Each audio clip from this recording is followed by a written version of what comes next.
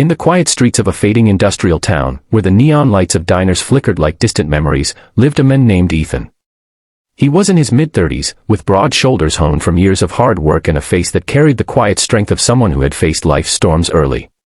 Ethan wore a simple gray polo shirt under his black apron, his short brown hair tousled from long hours in the kitchen. He was a single father, raising his young daughter, Lily, after his wife had passed away 5 years ago.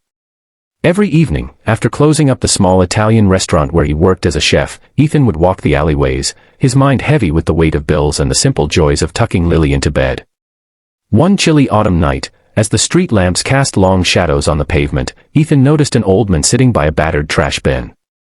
The man appeared to be in his late 70s, with long gray hair that fell unkempt around his shoulders and a thick beard that spoke of months without care. He wore a worn blue jacket over a faded white shirt, his gray pants patched and frayed at the edges, and his shoes scuffed from endless wandering. His eyes, though tired, held a spark of something deeper, like embers from a fire long ago. Ethan had seen him before, rummaging through the bins for scraps, but tonight, something pulled at his heart. The old man, whom Ethan would later learn was named Harold, sat with his back against the cold metal, his hands resting on his knees, staring at the ground as if lost in thought. Ethan paused, his breath visible in the cool air. He thought of his own father, who had worked in the factories back in the 70s, when the town buzzed with life and the radio played songs like those old Eagles tunes that reminded him of simpler times. Those days when families gathered around the dinner table, sharing stories without the rush of modern worries. With a gentle sigh, Ethan turned back to the restaurant, plated some leftover pasta with fresh salmon and vegetables, and carried it out on a simple white dish. Kneeling down slowly, he extended the plate toward Harold.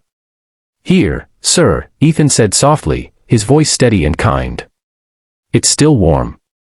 No one should go hungry on a night like this." Harold looked up, his wrinkled face softening with surprise. He hesitated, then accepted the plate with trembling hands. "Thank you, son," he murmured, his voice raspy from disuse but carrying the warmth of genuine gratitude. They sat there for a moment, the city sounds fading into the background, as Harold took a slow bite.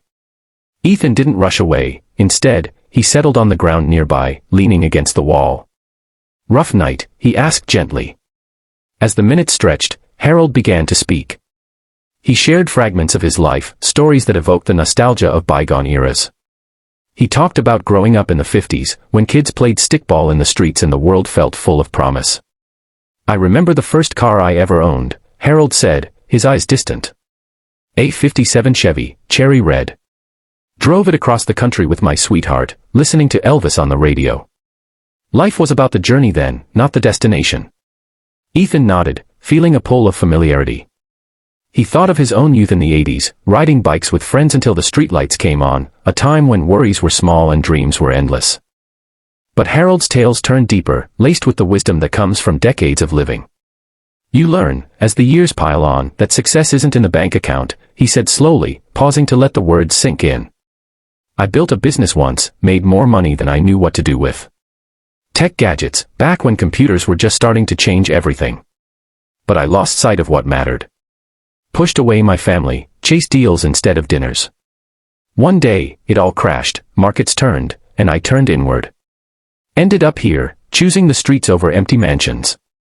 It's lonely, but it teaches you humility. Kindness, like what you're showing me, that's the real wealth. It connects us when everything else fades." Ethan listened, his heart stirring with a mix of empathy and reflection. He shared his own story, how losing his wife had forced him to rebuild, balancing late shifts at the restaurant with bedtime stories for Lily. "Some days, it feels like I'm just scraping by," he admitted quietly.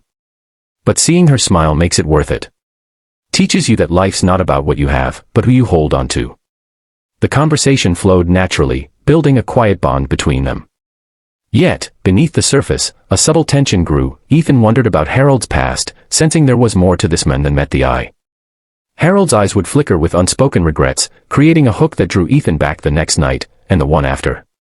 Over the following weeks, their meetings became a ritual. Ethan would bring food, and they would talk under the stars. Harold shared life lessons that resonated with Ethan's maturing soul. "In your 50s and 60s, you start to see the patterns," he said one evening. "The mistakes you made in youth, the joys you overlooked. But acceptance comes with time. Forgive yourself, connect with others, that's the key to peace." Ethan felt a warmth in these words, reminiscent of advice from elders in old family gatherings, where wisdom was passed like heirlooms. The dramatic pull intensified when Harold hinted at hidden sorrows. "I had a son once," he whispered. "Lost him to my ambitions. If I could go back." His voice trailed off, leaving Ethan pondering the fragility of human ties. One fateful night, as rain began to patter softly on the alley, Harold looked at Ethan with a steady gaze. "You've been kind without expecting anything, son. That's rare." He reached into his tattered jacket and pulled out an old envelope. Inside was a key and a note with an address. "This leads to my old life. I was a millionaire, built an empire in silicon chips. But after my family left, I faked a downfall, lived as a wanderer to find real souls. You're one of them." Ethan's eyes widened, the revelation hitting like a gentle wave. It wasn't a trick or a test. Harold had genuinely withdrawn from wealth, seeking authenticity. But Ethan's kindness had reignited his spirit. In the days that followed, Harold re-emerged into the world, using his resources to help Ethan. He funded a small expansion for the restaurant, ensuring Ethan could spend more time with Lily. More importantly, they formed a friendship that bridged generations, a testament to human connection. Harold moved into a modest home nearby, sharing meals and stories, finding acceptance in his later years. Ethan learned that true riches lie in compassion, a wisdom he carried forward. As the town lights twinkled on, life moved with a reassuring rhythm, reminding us all that kindness echoes through time, binding us in unexpected ways. If you enjoyed this story, please like, share, subscribe, and comment. Iski complete banadu.